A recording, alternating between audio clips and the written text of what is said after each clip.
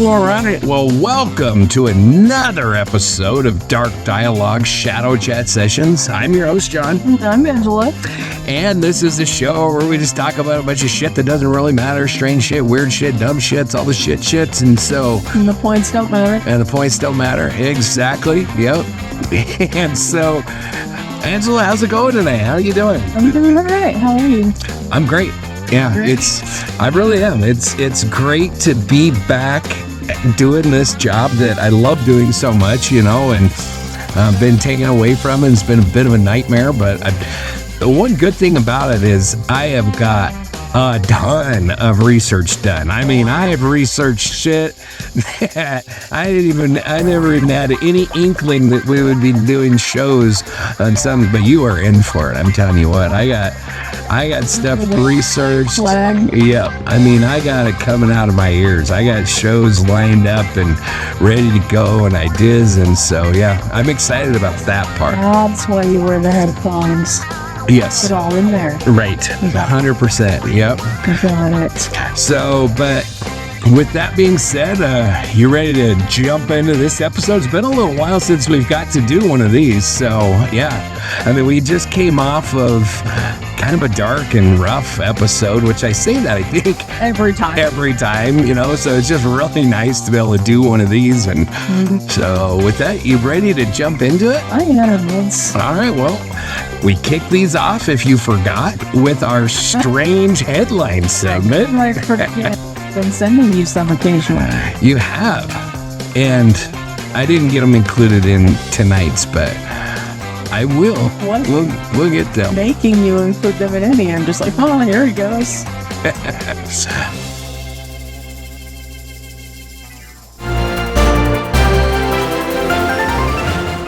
All right, so the strange headline for this week: Legalized Robot Chicken Fights in Oklahoma. Okay, then. In what might be 2025's most eyebrow-raising legislation, Oklahoma has officially legalized robot chicken fighting. That's right. Mechanical roosters, remote-controlled or AI-powered, are now battling in many arenas with cheering crowds, betting pools, and even themed snacks. Should be a show on FX soon. Probably. I feel it coming on. Yeah. So the details on this wacky one are: the bill passed with a surprising majority in the state legislature, citing agricultural innovation and robotics education as the main justifications. Events have already been held in Tulsa, Enid, and Oklahoma City, with teams competing using custom-built metallic poultry loaded with buzzsaws, hydraulic beaks, and titanium talons. Local sponsors have jumped on board, offering prizes like Best Featherless Fighter and Most Realistic Poultry Scream.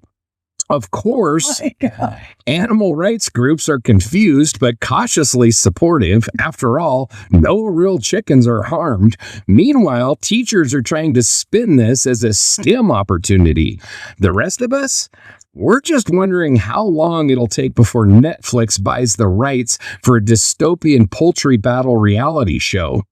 My take? So let me get this straight. Oklahoma bans drag shows in libraries, but greenlights robot cockfighting. Nothing says family values like a 10-year-old controlling a cyborg chicken with chainsaws for wings while eating dipping dots.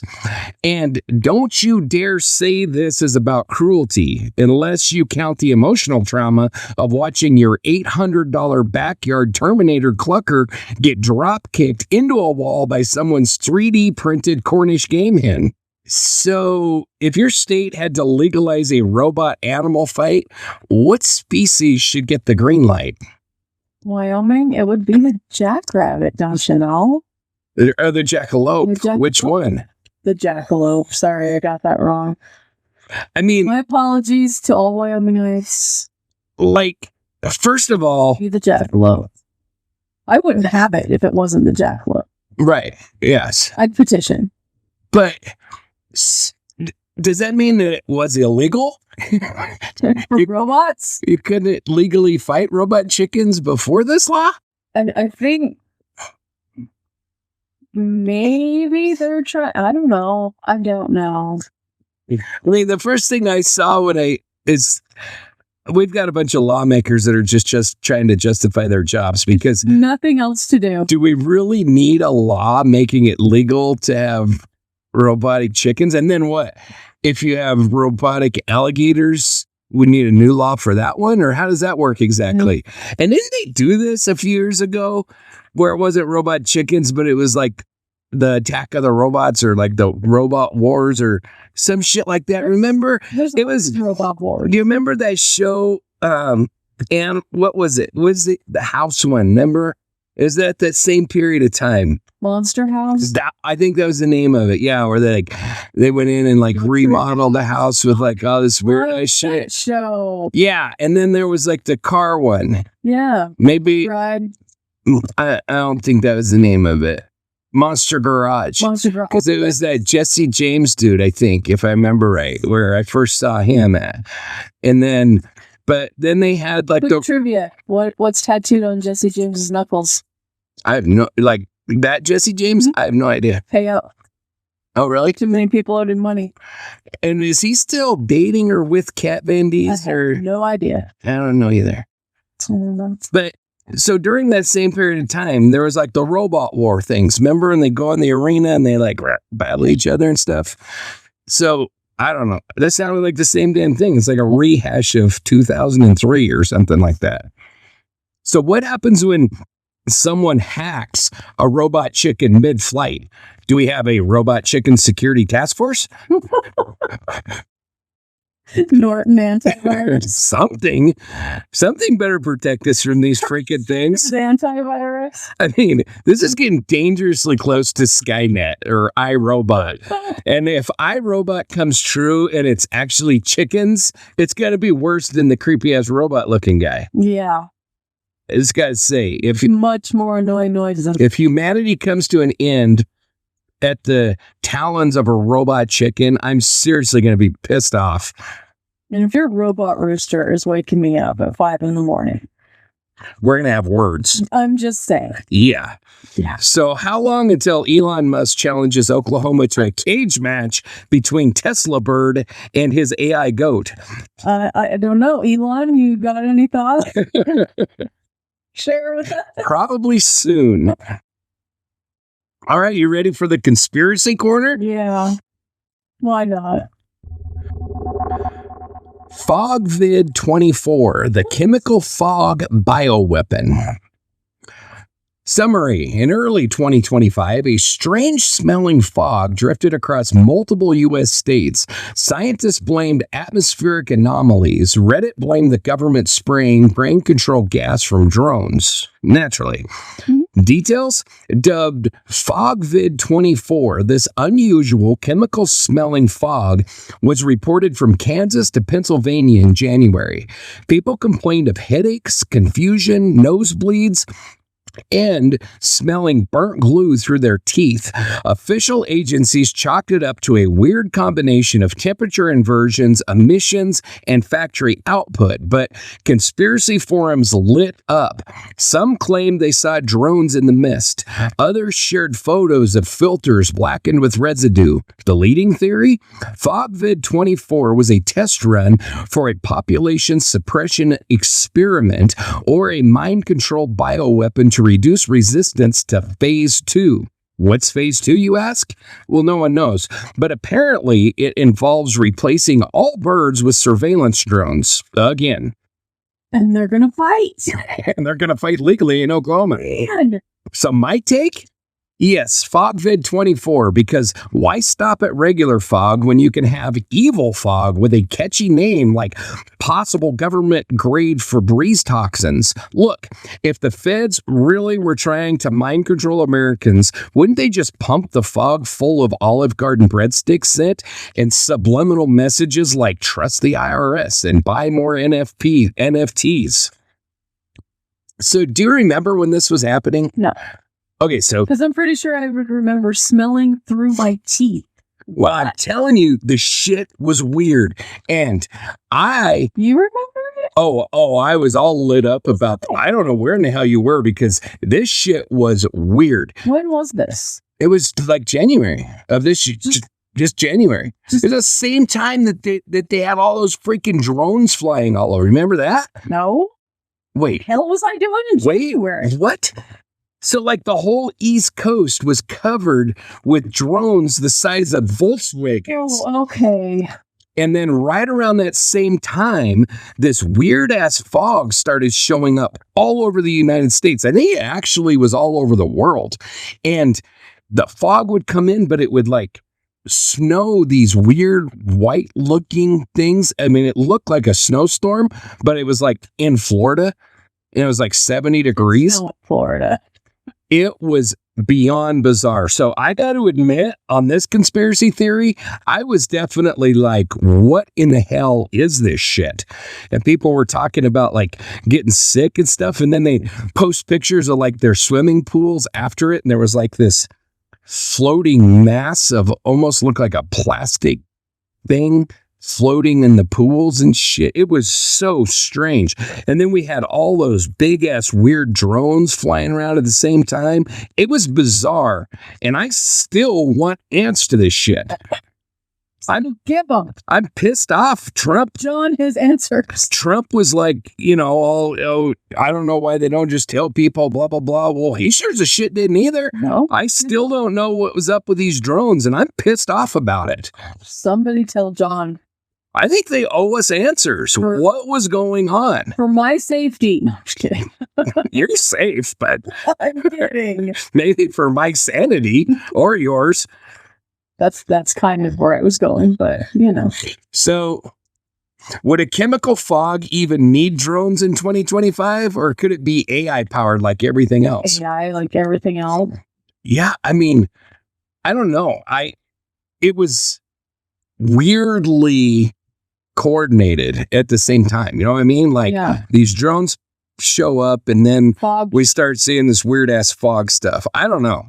And now robot chickens are allowed to fight. I mean, I'm way past the point where I believe when the government comes out and says it's a natural phenomenon, that's usually when I say, oh, you're up to no good. Mm-hmm. Okay. I've heard this, it's a natural phenomenon bullshit enough in my life. And then eventually the papers get declassified and you read it and the government was really up to some bullshit shenanigans. So natural phenomenons that just haven't occurred until 20 ever. Like I'd never saw no chemical smelling freaking snowing fog before. Through your teeth. And then all of a sudden a bunch of weird ass mystery drones show up and then we get weird ass fog all over the freaking place. And people are like complaining about getting sick with this stuff and all kinds of stuff. That's all I need is something else to be scared of. It was weird. I mean, one good thing in Wyoming is the wind blows all the time. So fog is not much of a problem here because any fog that we create ends up like in Nebraska and South Dakota and stuff within like 22 seconds. So we're fine. You accidentally let go of a balloon? Yeah. It's in like Bismarck, North Dakota in no time. Yeah. Or a trampoline or anything you decide not to stake down. Yeah. So why does every conspiracy involve birds and weather? Can't they at least mix it up and blame squirrels? Although the one did blame trees not too long ago. Yeah. The conspiracy trees in Yellowstone and all that, but it's always birds and weather. It's always. Because no one understands birds or weather. And it's because the government is jacking with our weather and has been for years. Yeah. It's before the Wyoming legislature right now to ban cloud seeding in Wyoming for 10 years. And I hope to hell it passes because I am dead against that shit, man. And then they say, oh, it's climate change. It's climate change. Yeah, it's you dipshits keep jacking with the climate and it changes it. This should not be funny. So that vein is popping out of your forehead. Yeah. I want to fix that. I know it is. So what's your personal this fog feels weird memory? Bonus points if it involves Mountain Dew. Because Mountain Dew predicts all the bad things in the world. Is that why you threw that in there? Yep. I don't have this fog feels weird. Well, I guess I might, but it's been 20 some years ago. What is it? It was so damn thick. I actually had to stop my vehicle. I felt like I'd been driving forever. At the time where I was living, it's like a 15-20 minute drive from town. And I was like, I am never getting home. I've been driving forever. I felt like I should have been in Powell by now. Couldn't see anything. I finally had to stop, get out of the car, and realize I was only halfway home, but it felt like forever. Oh, I know. I've driven in that multiple times in my life. And honestly, every time I've been in fog, especially thick fog, it's this fog feels weird. It is creepy. But one time when I was a dumb kid, I'm always saying every time I talk about kids and I call them dumb and then I say, I was dumb too. Yeah. Yeah. This is one of those. And so I was probably like 16, something like that. And it was foggier than hell. And I could not see anything. Literally, when you say I couldn't see like past my hood, I couldn't see my hood. I couldn't see anything. This is probably the same night. I decided, no, this was first thing in the morning, but Okay. I decided Then I started it in the night and you got it in the morning. I decided that I was going to drive in it. Why I thought I could, because I'm not talking like, I am talking, I couldn't see anything. And so, yeah, I drove, I don't know, it wasn't even a quarter mile before I drove into the borrow ditch off the side of the road and got stuck because I couldn't see the road. I don't know what the hell I was thinking. I was a dumb kid. Yeah. I was trying to get home. I was a dumb kid too. I was trying to go see a girl in Jackson. Nah. Yeah. That's when if you're a teenage boy, that's when you do your dumbest shit, is when a girl's involved and you do really dumb shit to impress them, to see them, to whatever. It doesn't stop at boys seeing girls. Girls do stupid shit to see. Oh, of course they do. Yeah, of course they do. So. All right, you ready for the Reddit rabbit hole? Yeah. The Desert Journal Mystery. A Reddit user posted about finding a cryptic handwritten journal in the desert and then disappeared along with a post sparking full-blown speculation about secret codes, treasure maps, and maybe even government intervention. The now deleted post appeared in R Weird under the username Desert Siren 404. It featured photos of a dusty leather-bound book filled with strange symbols, redacted text, and GPS coordinates. The user claimed they found it while camping near a dry riverbed in Arizona. Some pages were legible, hinting at surveillance, disappearances, and references to names that matched real missing persons cases. Within hours, the post vanished. So did the account. Some Redditors archived screenshots, others started geocaching hunts. A few even drove to the alleged coordinates only to find, well, desert. But not empty. There were reports of fencing, drone sounds, and no trespassing signs that hadn't been there before. Was it real? A hoax? A viral marketing campaign? The mystery remains. My take? Reddit, the only place where you can post, I found a human skull in a mailbox, and get 1,000 upvotes, 300 amateur forensic analysis, and 3 people insisting it's performance art. This journal story? Either an ARG or buried book club, or the CIA's idea of light trolling. Honestly, all 3 of them are plausible. And disappear without anyone looking for you. Exactly. So if you found a cryptic journal in the desert, would you open it or assume it's cursed? I'd open it. I would definitely open it too. I'm conspiracy nut enough that I think I'd have to contact like news reporter. So I get that shit in like the public immediately. I would probably contact like a forensics professor or somebody in college, like a college professor of some sort first. Well, if I thought that I had information that the government wanted to shut up, I would go public Okay. with my face, my name, everything, and disappear. And the declaration that I am not suicidal. Because I trust them this much, and that's a big zero. Yes. I think that shit has happened before where people have come up with stuff or found stuff. And so do you think this person was removed? I have no clue because I don't know really anything about it. And I wasn't able to see like any of the archive photos or anything, but it's just interesting how these things seem to happen. Feels like it. It does. You know, it's like with the latest drop of the JFK files. I don't know if you read any of that or anything, but there was a CIA agent who went to his friend's house like shortly after that and was like, I think I'm going to have to like leave town and shit because the CIA killed the president. And then like shortly thereafter, he committed suicide.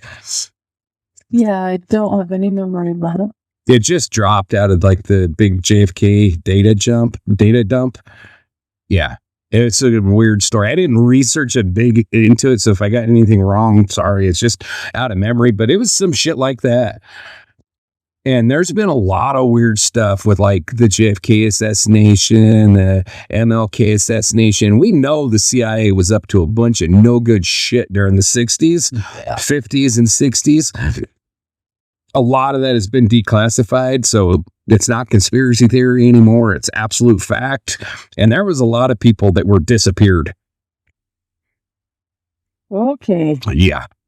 So why do Redditors always assume missing people are part of an elaborate puzzle and not just missing?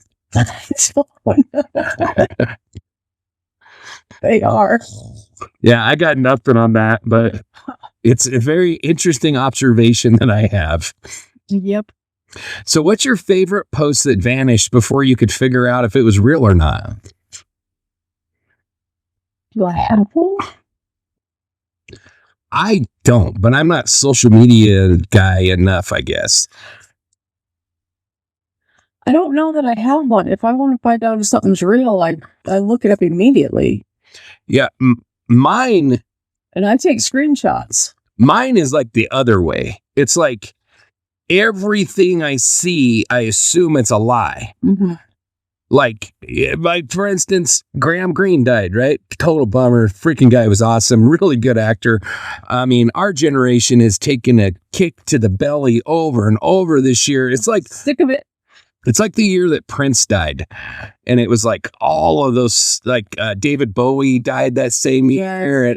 It was like a whole rash of them died at the same year. This is turning out to be, I think Michael Jackson, Whitney Houston died earlier than that. But that one year that Prince died and I think David Bowie died, and it was just like one after another after another. That's how this year is shaping up. And we're not, I mean, it's like, it's just halfway over, you know, a little over halfway over. And, but anyway, you know, I saw that it first came up on Facebook, Graham Greene, you know, and his like birthday in loving memory. Yeah. And I was like, so then immediately I'm like, oh, bullshit. And then I got to jump over and like Google it. And then, oh, sure enough, you know, but there's so much fake shit that you never know for sure. Yeah. Anything I see on Facebook, I assume is a lie until I go confirm it or I see it confirmed somewhere else. But yeah, that was a bummer, by the way. So in loving memory of him, because he was a great actor and he's one of very few Native American, actually I think he was Canadian, but one of the very few natives that was a very successful actor. I mean, that guy was in, I've been just kind of thinking about all the shit he was in. Obviously, Dances with Wolves, The Green Mile. Oh, wow. He was in like most of Longmire. He was Malachi. I mean, I think he showed up in like season 2 or something, but it wasn't very long into the series where he showed up in that. Yeah. Thunderheart, with another great one that we just recently lost, Val Kilmer. Those two were awesome in that freaking movie. I mean, the list just goes on, and he was in so many movies, and he's just a great actor, and just, yeah. So I was really bummed. I was really bummed by that. So anyway, you ready for the Dipshit's Diary? Yeah.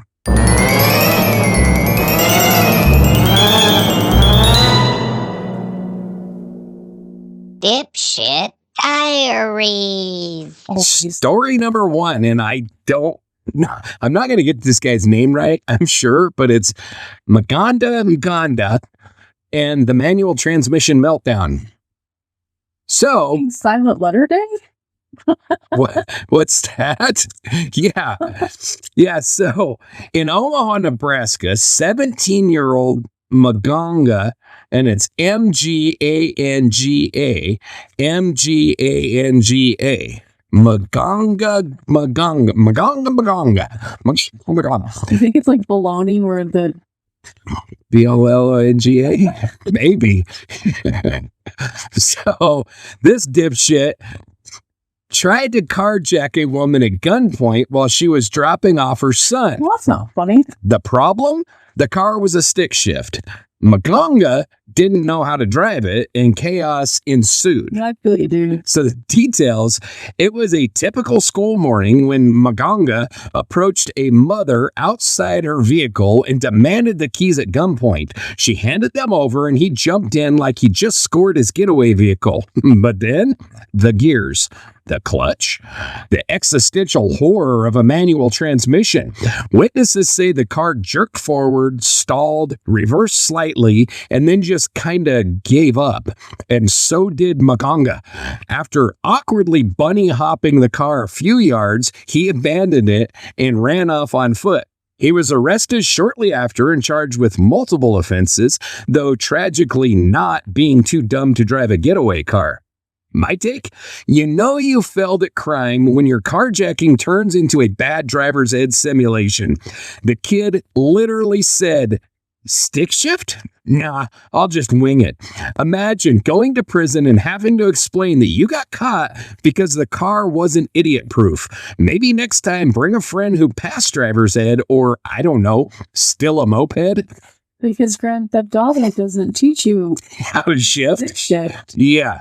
So, I don't know. I mean, I think that is anymore.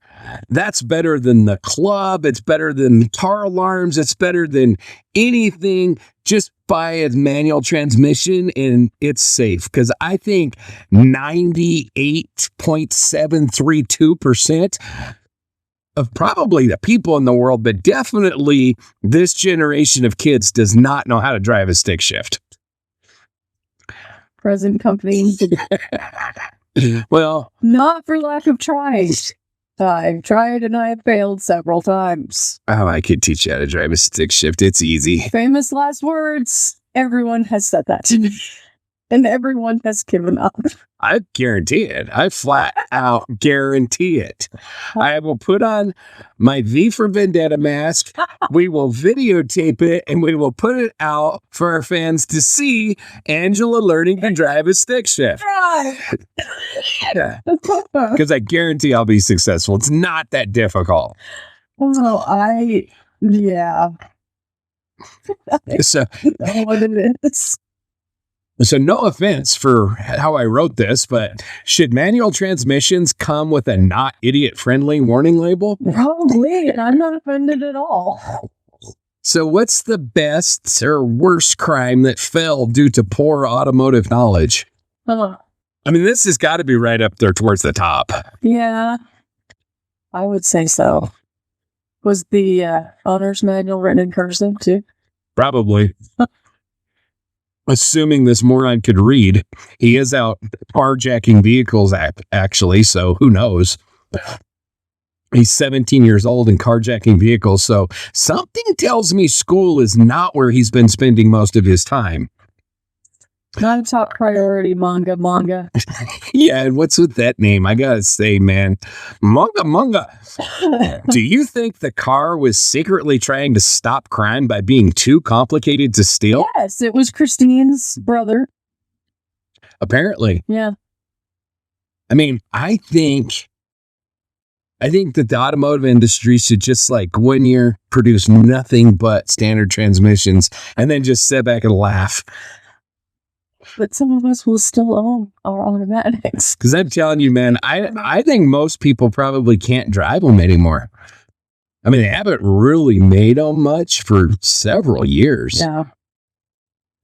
They used to be. I mean, The only sedans used to. Yeah. I mean, not even like back in the day. Back in the back of that? Yeah. Wow. But I'm talking like not that long ago. Like when we were in high school, a lot of like the cheaper sedans and stuff like Ford Escorts and stuff were stick shifts and, going way back, which I don't know if you've ever driven one of these, but you ever driven a 3 on the tree? Those were interesting. So the shifter was on the steering column just like an automatic, only it was a 3-speed manual. So you had to shift off the steering columns, called 3 on the tree. They're pretty fun to drive, but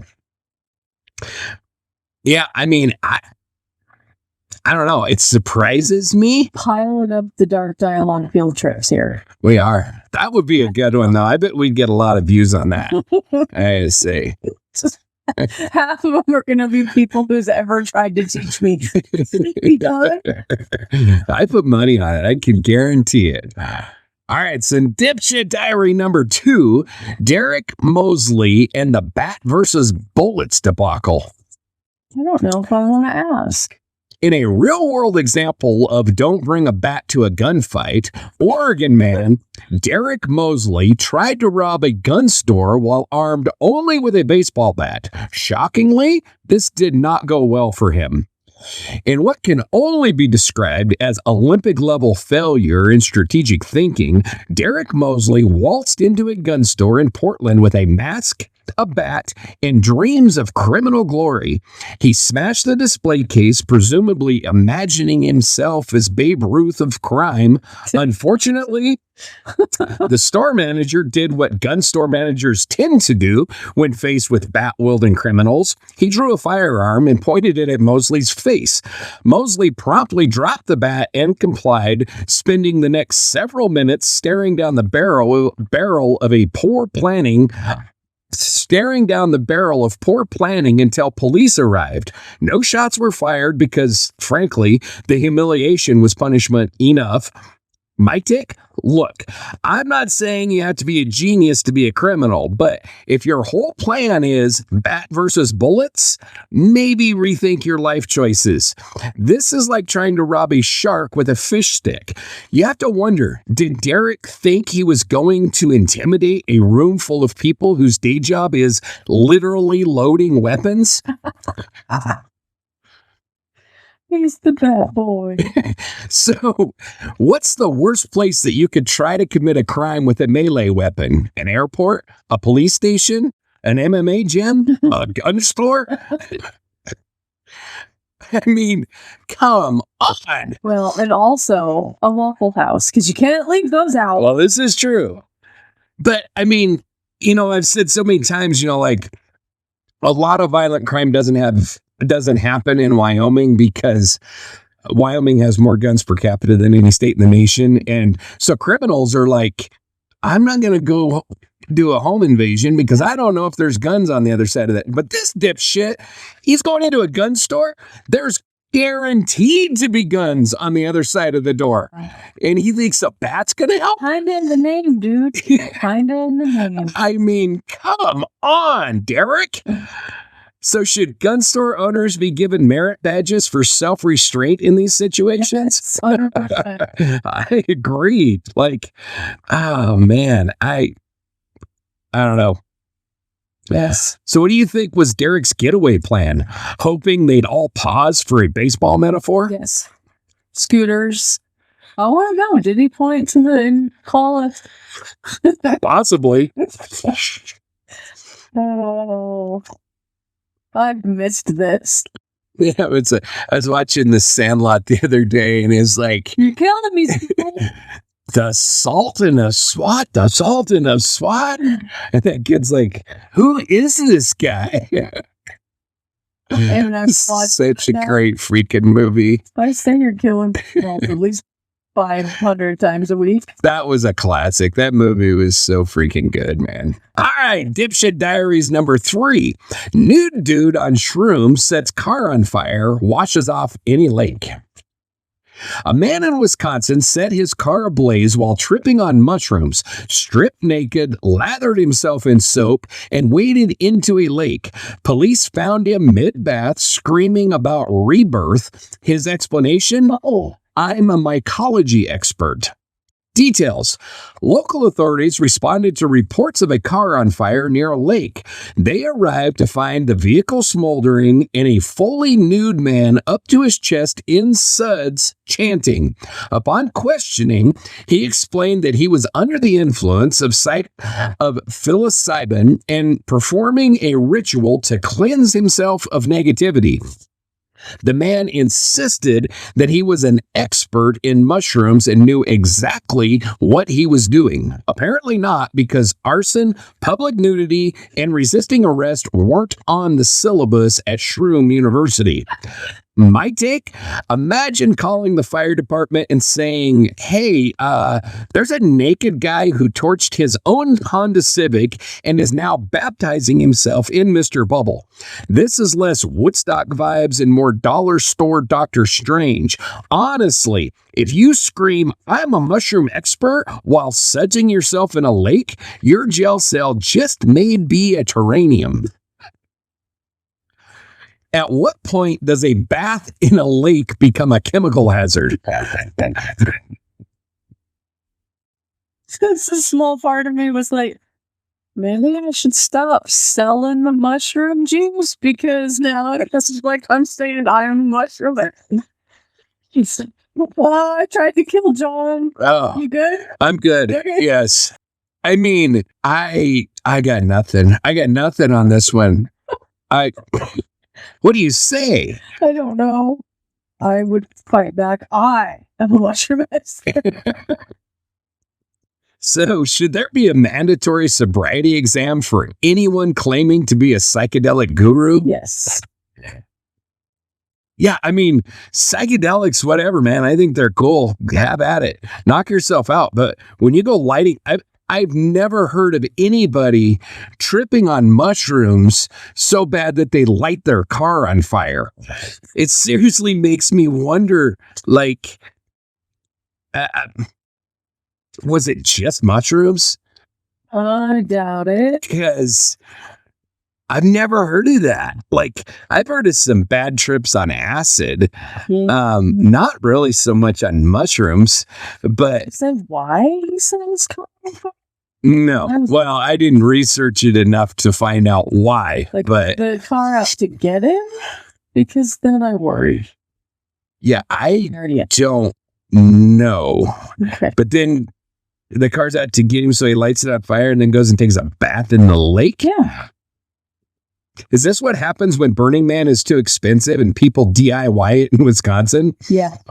So did you hear what happened at Burning Man? No. It's tragic. It's a really tragic story.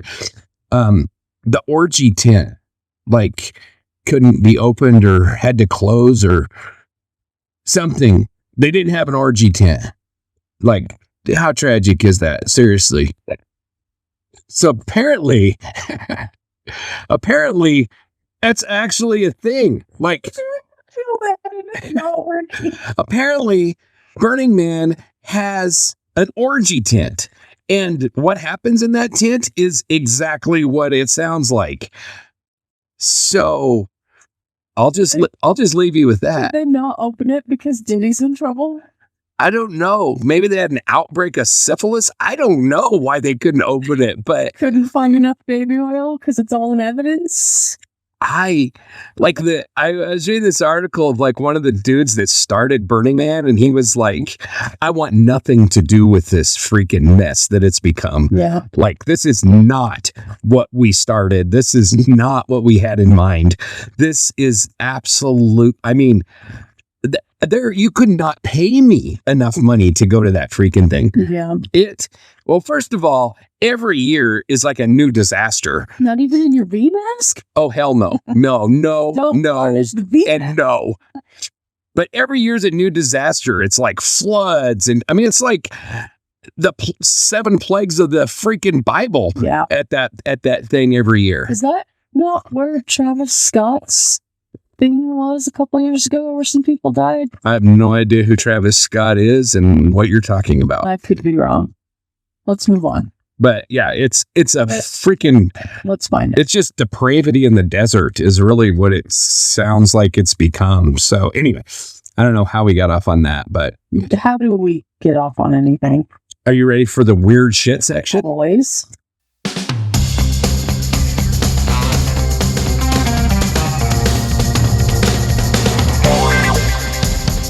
Weird shit.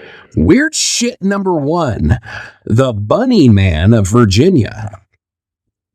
Is it a man? Is it a rabbit? Is it a man in a rabbit suit with an axe? Welcome to the legend of the Bunny Man, Northern Virginia's strangest and furriest urban cryptid. The Bunny Man legend dates back to the 1970s in Fairfax County, Virginia, with reports of a man dressed in a bunny suit wielding a hatchet and terrorizing locals near a place now famously known as Bunny Man Bridge. Some say he escaped from a mental institution, survived in the woods by wearing rabbit pelts, and sought revenge on teens making out in parked cars. Others claim a botched government experiment turned him into a half-man, half-rabbit hybrid. Either way, sightings spike around Halloween, and stories still circulate today about a tall, furry figure lurking near the bridge. Whether he's a crazed cosplayer or a mutant cottontail of doom, Bunny Man remains one of America's most absurdly unsettling cryptids. My take? You know you've hit peak weird when your urban legend sounds like it was invented by a 5-year-old on sugar. He's half bunny and he has an axe. This is either a cryptid or a rejected Donnie Darko reboot. Either way, I'm not going camping in Virginia without a bag of carrots and a taser. Some guy got lost on the way home from Comic-Con. Right. In 1970? Yeah, the very first time. The very, very first Comic-Con. You don't know. I don't know. I don't know the first thing about Comic-Con, but I don't think it was in the 70s. Maybe it was. Who the hell knows? Somebody's going to write me and be like, no dipshit. 1962, Superman, WXYZ, whatever. Sorry. So, Dark dialogue. which would you fear more, Bunny Man with an axe or Slender Man with a kazoo? Ooh, Bunny Man with an axe. I think so too. I had to think about it for a minute, but Bunny Man with an axe, yeah. Yeah. So is Bunny Man a cryptid or just a really bad furry meetup gone wrong? Both. I mean, I don't think furries were a thing in 1970, were they? I don't know. I never heard of that shit until like a couple years ago. You're doing better than me. I didn't hear about it until this year. Really? Yeah. This year, I was pleasantly oblivious until this year. Yeah, I mean, they had litter boxes in schools like 5 years ago. Oh, no, I knew about that, but I didn't know it was part of that whole movement Oh, yeah. thing. Yep. Your head's going to fall right off your shoulder. It is. So why are so many cryptids obsessed with bridges, woods, or lovers' lanes? It's a very excellent question. Lovers' lanes because you catch people off guard, but bridges, I don't know. I think it's because Creep factor? a lot of cryptids are people's overactive imaginations, and these are creepy places where they get creeped out and their imaginations get out of control and they start seeing shit that's not really there. That's what I think. And the lovers' lanes is all the stories that your parents tell you not to go there. Right. Because bad things will happen. Exactly. Okay. All right. Anyway, it was not Burning Man, it was Astroworld. Oh, I'd never heard of that one. Yeah, it was a big mess. Nope. Don't know nothing about it. All right, weird shit number 2. The evil in room 611. 6-1.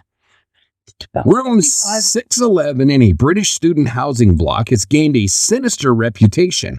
The haunting began with one scientist's unsettling stay and spiraled into a paranormal hotspot full of terror, screams, and one iconic phrase, "Bloody hell, Ken." Ken, a self-described rational scientist, recounted his experience in room 611 during a university stay. It started with classic poltergeist activity, flickering lights, phantom footsteps, and objects moving on their own. Then came the sleep paralysis episodes, whispers in unknown languages, and shadowy figures lurking in mirrors. Ken, grounded in science and logic, began recording his nights. His calm commentary gave weight to the horror, especially as other students who stayed in the room later described nearly identical experiences. Some reported waking with scratches. Others said they fled in the middle of the night, refusing to return. Room 611 became so infamous that it was eventually closed off, but the legend and the recordings remain. My take, nothing hits harder than a haunting where the only guy trying to explain it is named Ken and sounds like he teaches physics and brews his own beer. If even Ken is terrified, I'm out. The only thing worse than being haunted is being haunted by something smart enough to gaslight you with flickering lights and creepy footsteps at 3 a.m. So, is scientific denial the scariest reaction to a haunting? No. I kind of think it is. No. Like, if I'm watching like those paranormal shows or whatever, and like the original Ghost Hunters guys, and they're like trying every possible way that this could be legit and explained, and they can't, that's way creepier than Zach Bagans screaming like a girl and jumping out a window. I mean, sorry, Zach, but I love them both. it is a fact. It's Ghost Adventures is way over the top for me. They got completely out of control, and I just toned it down. Yeah, I stopped watching because I was like, okay, this is ridiculous. They toned it down too. So I don't know. I'm sorry. I will forever have a tiny spot in my heart for Zach Bagans. So I don't want it anywhere near all of his crazy stuff. The one when I like threw my arms in the air, they were like, it's some, I think it was like a hotel or something in Nevada. It was in the West or something, and they got locked in there, and then they literally like scrambled like girls and like went running down the hall and like jumped out the window to. And I was like, okay, this is too much for me. I can't take it anymore. Huh. So, would you rather be haunted in a hotel or a student dorm? Follow up: do either have decent plumbing?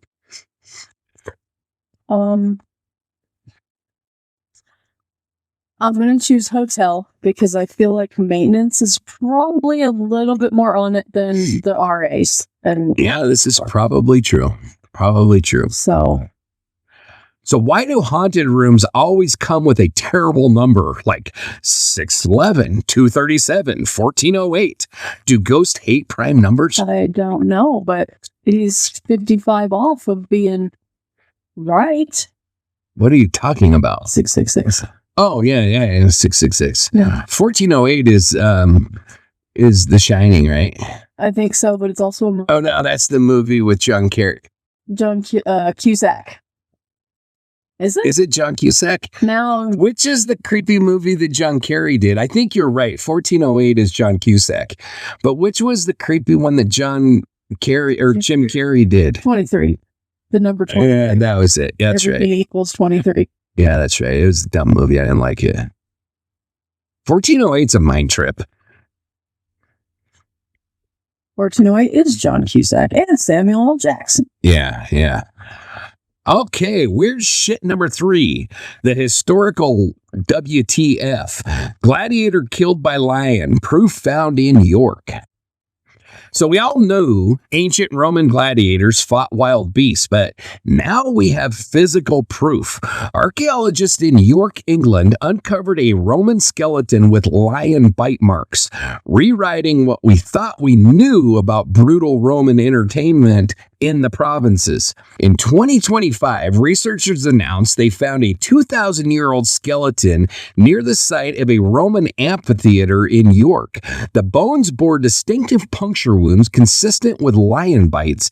This marks the first confirmed archaeological evidence that gladiators in Roman Britain actually fought and were killed by lions, not just local animals.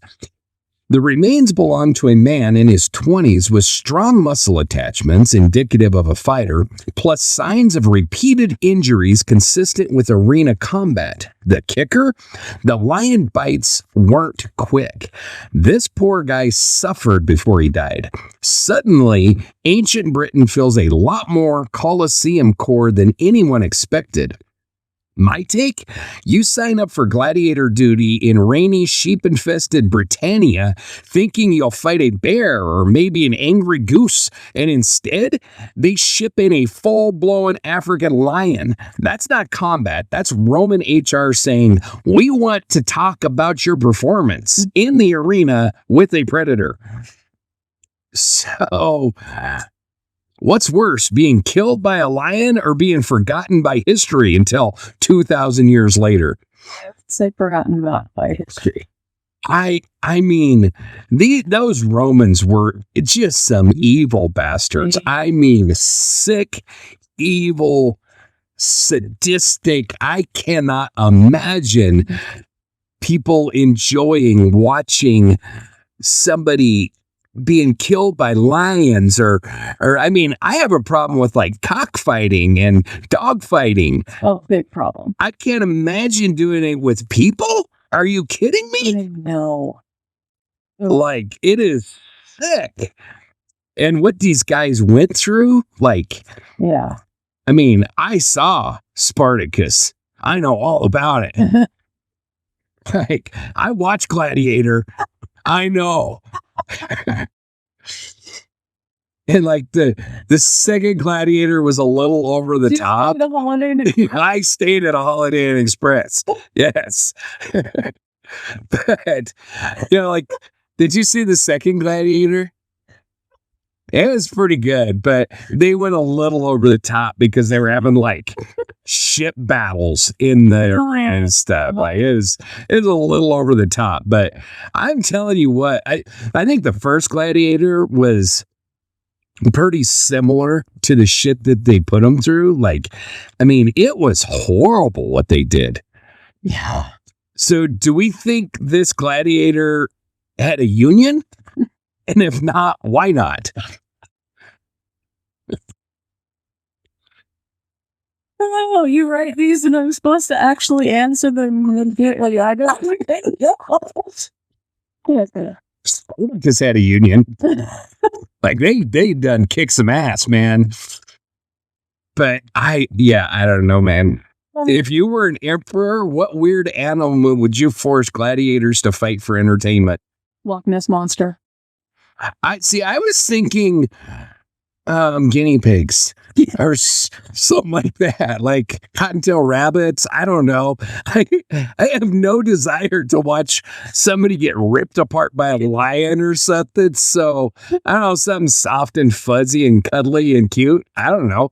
I'm just not on board with the whole, like, that whole scene at all. So, you know, like goldfish, maybe that'd be up there. And not like fish, not like the giant koi. I'm talking like the goldfish at the pet stores. Something like that. Like fist fighting with. Yeah, something like that. Got it. Yeah, like I was watching a bar rescue, and this bar actually thought this was a good idea. Goldfish races. Have you ever heard of such a thing? No. Yeah, there was a bar that he rescued that was like their big thing was goldfish racing, and he went in and was like, okay, you're done with this shit. This is the dumbest thing I've ever seen. I think I need to find that episode now. It's pretty interesting. Yeah, they have these little troughs that go down the bar, and then they like spray them with a water bottle to get the goldfish to swim. It's like, and the bar's empty, and they're like, okay, in track number 1, we've got Goldie, and on track number 2, we've got Yellow Goldie, and like none of the people, there's like 3 people in there, and none of them are paying any attention. Weird. It's just the owners that are over like having this big goldfish racing ceremony, and all the customers are like, wow, these people are weird. You want to go to the bar down the street? Anyway, sorry. Where they're fighting hamsters? Yeah. We want to go see the hamster fighting. But I don't know, man. I would have no interest in, and then like, I would love to see the Coliseum because I just love history and stuff. But I mean, you think about the shit that went on in that place. Yeah. The number of people that died on that arena floor. I mean, I don't even have an estimate. Hundreds, thousands, probably. It's jacked up, man. It's jacked up. And then, I've heard people like compare NFL to that and like boxing to that. And it's like, okay, people, read a history book. Yeah. Because 2 guys like punching each other is nowhere similar to kidnapping somebody and forcing them to fight to the death. Yeah. I mean, come on. There's got to be some kind of reality in our arguments. Well, and this one, I had to include it because it's so weird, but sorry. That's all I got to say. that's before. Weird shit number 4, hamstering in cars, the sex trend that you can't unsee. And for my listeners, I'm sorry, you can't unhear it either.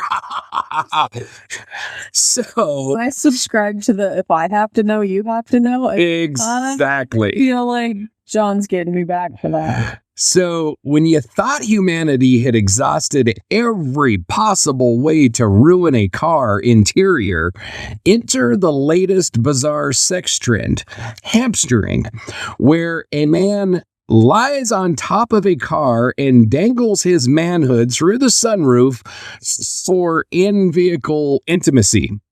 Details, dubbed hamstering by a not nearly enough ashamed corner of TikTok and Reddit, this automotive abomination involves a man stretching out across the roof of a vehicle and lowering his bits through the open sunroof. Meanwhile, his partner remains inside the vehicle to interact. The name apparently comes from the visual similarity to a hamster drinking from his water bottle, which should really be a signal to stop immediately, not a branding opportunity. It is unclear whether this started as a joke or a dare, but the trend has rapidly escalated with videos, memes, and horrified car forums lighting up in response. Insurance agents are crying, sunroof manufacturers are reevaluating their life choices, and detailers are charging hazard pay. No doubt. My take? I swear, every year I think we have hit peak horny nonsense, and then here comes Chad, the sunroof straddler, redefining what it means to void a warranty. This is what happens when you combine cabin fever, chronic horniness, and zero respect for upholstery. If your sex act can double as a weather vane, maybe reconsider. So there's a lot to unpack. Should car companies start adding not rated for hamstring stickers next to the tire pressure label? I mean, and now I'm going to look at those luggage racks a little differently. Yeah. So the unfortunate thing for you and the listeners is, as I research this shit and I discover this horrifying nonsense, I get to share it with all of you because you all get to suffer with me. But I swear I'd never heard of this shit before in my life. And then it like popped up and I was like, hamstring? What's hamstring? That. And then I was like, oh my God, why did I read this? I can't unring that bell. I can't unring that bell. I mean, not to get too vulgar, but at what point does, how do I say this? Like, sex is a pretty wonderful, enjoyable experience, right? Like, at what point do we're like, oh, I'm bored with that? How about I hang upside down? How about I crawl on top of the car and do it through a sunroof? Like, really, do we got to be that adventurous? Can you imagine used car salesman? This beauty will hold 400 pounds. Yeah. And I mean, I don't know, maybe I'm like an old style guy or something, but when it comes to like, putting that part into like holes, especially ones that close, I'm intimidated. Mechanically closed? Yeah. And then can be, there is there at any moment. Yeah. I think that maybe we need like to do a Porky's reboot because did you see Porky's? A long ass time ago. Yeah. Well, there's a particular scene in Porky's that is burned into my memory forever where it's like, I feel bad that people can't see what I see right now. So the guy, like, there's a hole in the girls' locker room wall. Yeah. And he's like looking through there, watching the girls take a shower. And then he like puts his parts through there and he's like, hi, I'm Polly the penis and I love to have fun. And then the lady grabs it and is like putting all her weight on it. She's like, I'm so-and-so and I'm taking you to the principal's office. That is like burned into my brain. And so it's like, I don't know, it traumatized me as a child when I saw that. And I was like, I swear to God, it's never going in any holes, ever. And it's so funny because that movie came out and it was like, I mean, when that movie hit, it was like probably the most vulgar movie ever that wasn't X-rated. And my brother talked my sweet mom into letting him go to that. Oh. And then my parents decided since they'd let one of their kids go to an R-rated movie, they better go check it out for themselves. Oh, no. Yeah. So needless to say, our R-rated movies were like off the table for all the rest of us kids. It wasn't even happening. Your mom. But also, hearing the stories, I was like, I gotta see this movie. So I watched it like as young as I possibly could to get a hold of it. And I mean, yeah, that movie was pretty vulgar for today, but for like 1982 or whenever that thing came out, it was late 70s, early 80s. It was like, wow. But yeah, anyway, I don't even know. But what's the over-under on someone getting stuck mid-act and calling AAA for extraction? Or the emergency room? How would you write that into your AAA terms and conditions?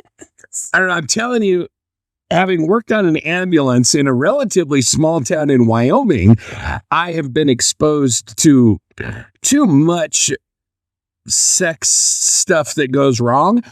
I can't imagine what but I can't imagine what like ER doctors and ambulance personnel in like major cities and stuff encounter. But this opens a whole new door. And then I was thinking like, the whole urban legend of the dude with the hook and you're like making out with your girl in the car, but the car, really exposing yourself to I think we need urban legends to come back big time. Yeah. Because I was just stunned by this. Scared this generation. Yeah. Like as sex becomes so common that it's that boring that you gotta come up with this kind of wacky shit to do? I don't know. That makes two of us. I don't know. Is this the worst thing to happen to sunroofs or just the logical conclusion to the influencer age? Oh, man. That's hard to choose. Yeah, and then apparently which I did not research this part of it, but I don't know. apparently this is like a TikTok craze where they're like, I'm assuming they're videoing themselves doing this, or I don't know, but it's like a TikTok craze, and TikTok's all video stuff, right? Yeah, and that's So process. I got And nothing. now we're saying this with my phone in the room. Well, yeah, and you TikTok, so Oh, son of a Yep. bitch. So I got nothing. I don't even know what to say about this. I don't know, but if it shows up on my phone, It probably will. listening, I'm sending it to you. All of Oh, not sending it to me. I'm putting all the parental controls on full blast on my shit, man. I want nothing to do with this. it. Block Angela immediately. Yes. Yes. And then I'll never know we're recording because I'm blocked. I could send you messages when you're blocked. Get here now. All right. Weird shit number 5. AI coffee reading causes divorce. A woman in Greece asked an AI to read her coffee grounds. It told her that her husband was cheating. She filed for divorce. Welcome to AI fortune telling, where algorithms can now ruin your marriage before breakfast. The details. Tasseography, the ancient art of reading coffee grounds, met the 21st century when a woman uploaded photos of her morning cup to an AI-powered fortune-telling app. The chatbot analyzed the grounds and coldly declared, quote, infidelity is present in your relationship, end quote. She confronted her husband. He denied it. She showed him the prediction. He still denied it. She filed for divorce anyway. Now the case is stuck in Greek courts, which are trying to determine whether AI-based coffee readings count as legitimate evidence or just very caffeinated slander. Meanwhile, the AI app has surged in popularity, especially among the paranoid and the overcaffeinated. My take? This is it. We have officially crossed the threshold where your espresso shot has stronger legal standing than your wedding vows. I cannot wait for the courtroom drama. Your Honor, the AI said a betrayal swirl near the crema and interpreted it as emotional cheating. I hope the judge throws this case out and then throws the app into a volcano. Yes. So would you end a relationship over an AI-generated prophecy? I don't think so. So I have a unique, maybe it's not probably that unique, but for me, unique experience with AI because I end up using it a lot. And, you know, I have like AI generate images and stuff like that. And it will generate, I'll say like, generate me an image of, I don't know, this, like a guy like I've used them for the show, some AI generated images. I'll be like, give me an image of a guy standing. Okay, I got one actually. I was working the other day on one and I said, I want an image of like an old west town with tumbleweeds blowing down the thing and a couple of guys hanging from the sign. And so it gave me this image. And then I said, I want to put a couple of gunfighters in front of it. And so it gave me like 2 silhouettes of gunfighters hanging from a sign with like these big balls in the street that look nothing like tumbleweeds. And then another time I was like, Target balls from Target. yeah, like that. Then another time I was having it I was working on redoing a guitar and I was just trying to get an image of what would it look like if I did it like this and what would I do? And so, I said, generate this, and it like got it like put the strings on the back of the guitar and it was all freaking jacked up, or it's like putting like ears in the middle of a face. I mean, it cannot get an image. Also Frankenstein. Exactly. My point is, if it can't get an image right, if it can't figure out that the ears go on the side of the head and not on the face, then maybe it's probably not the most reliable fortune-telling instrument. So, yeah. And then like with writing or anything like that, like the facts it just makes shit up.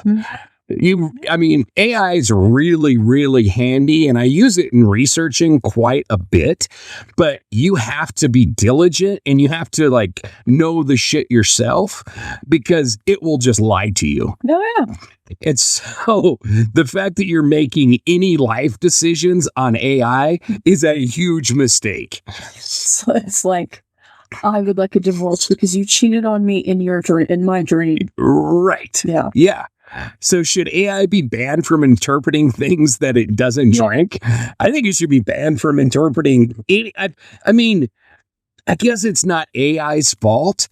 It's people's fault. Like, people are so stupid and naive. Yeah. They're so trusting of technology. It freaks me the hell out. Yeah. Because I have this inherent distrust of technology. Like, if it's computerized, I immediately distrust it, at least a little bit. You wonder why the computer is mad at you tonight. The computer's always mad at me. That's why I don't trust this shit, because you can't rely on it, man. The little hamsters in there are like, bitch. Yeah. But other people are like, oh, it's technology. I saw it on Google. It has to be true. I saw it on Facebook. It has to be true. It's on the internet. And I'm like completely the opposite. I've already said that. If I see it on Facebook, I assume it's bullshit. And then I have to prove it to myself. I just don't get this at all. And fortune telling? Come on. I have a hard time buying into fortune telling when people are doing it. Then you have freaking AI doing it. Yeah, I definitely am not making my life choices based off of that. Have AI go against you reading runes. I would kick its ass. Guaranteed. Let's do it. So, Trip number 373. Yeah, we've got a lot. So what's next? Robot tea leaves telling us who stole our lunch from the fridge? I hope so. And you'll get fired because you trusted it. And the person will be like, I don't know what this psycho's freaking talking about. I haven't eaten for a week. I'm fasting. Sandwich. Yeah. Friends reference there. Yep. So, you got anything to add? That's the black screen that tells us that's it. I don't have anything to add. So for you're very animated tonight, and I'm not sure if I love it or if I'm confused. Well, I'm telling you, I've been locked away for a month in a hospital, at home. Like, I'm excited to get out and Indeed, people. get back. I don't need people, but getting back to this, getting back to what I enjoy. Yes, my people. Yeah. So yeah, it's pretty great to be back. Pretty great to be on the other side of all the chaos. That's true. So, but with that, that's all that I have for tonight. So we thank you for joining us for this episode of Dark Dialogue Shadow Chat Sessions. If you have anything that you want us to talk about, to touch on, anything you want us to research, whether it be weird shit, strange shit, dumb shit, or real shit like the true crime stuff, cases you want us to research and look into, feel free to reach out to us at info@darkdialogue.com. And please like and share this episode. You wouldn't believe how much it helps us to get that thumbs up or that like, and I don't know why, but it does. So please, if you wouldn't mind, give us a like, give us a thumbs up, share this episode with somebody you think might enjoy it. And if you feel inclined to, you can support us on Patreon or on Ko-fi, or subscribe to our newsletter and other great information on our Substack. You can find all kinds of cool stuff along with our Adopt a Victim program, the Dark Dialogue Collective, ways to interact with the fans of the show, all kinds of stuff on our website at darkdialogue.com, which is a new website, which is still in the works, but there's some pretty cool shit on there that I'm pretty happy about. So, but other than that, this has been John. And Angela. Have a great night. Stay safe.